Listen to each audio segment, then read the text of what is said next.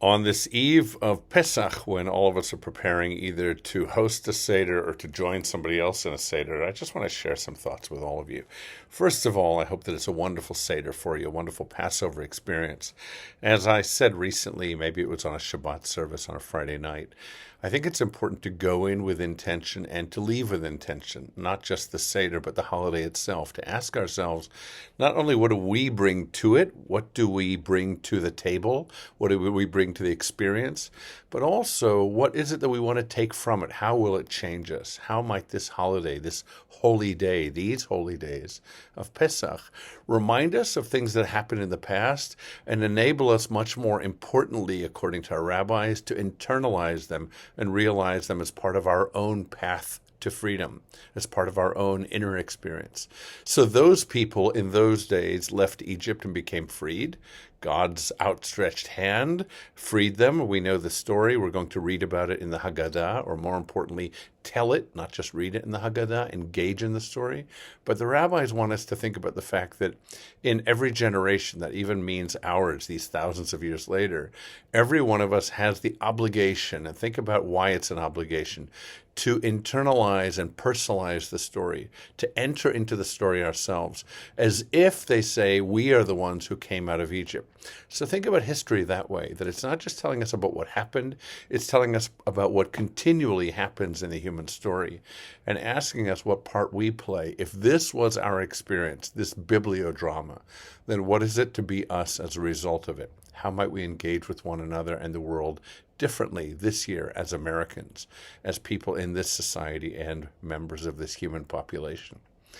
Another thought about Passover is it asks us to look at ourselves. It offers us on the Seder table mirrors all over the table, invisible ones, to say, who are we in relation to our values? Are we, of the four sons or four children, the one that is inherently wise, even in childhood, inherently wicked or rebellious, even in childhood, maybe especially? Childhood that sometimes lasts a lifetime.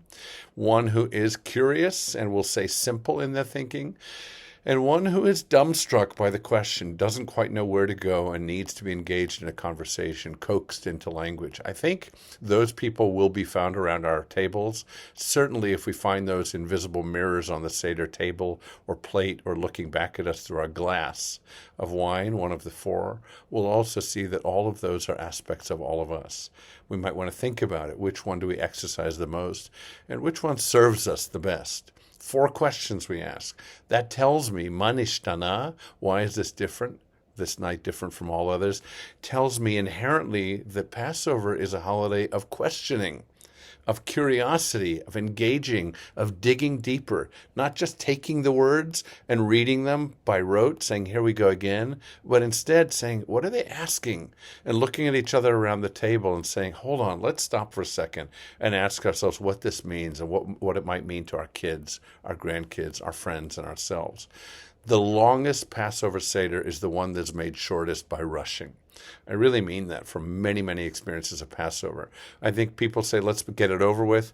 I say, don't bother. What I'd rather say to you is take the time to invest in yourselves and in your relationships, in your relationship with God and yourself and the people around your table. Once a year, or twice in our case, take the time to sit and say, let's ask questions of the text and of each other. Let's be the darshanim, the ones who tell the story and dig deeper in it. And let's be the students to one another's ideas, curious and open to what somebody else at the table has to offer us in their thoughts, in their interpretation. So I hope you sing well from your hearts, not just your vocal cords. I hope you eat well, not overeat. I hope you enjoy the matzah balls, whether they're vegan or chicken, whatever they are.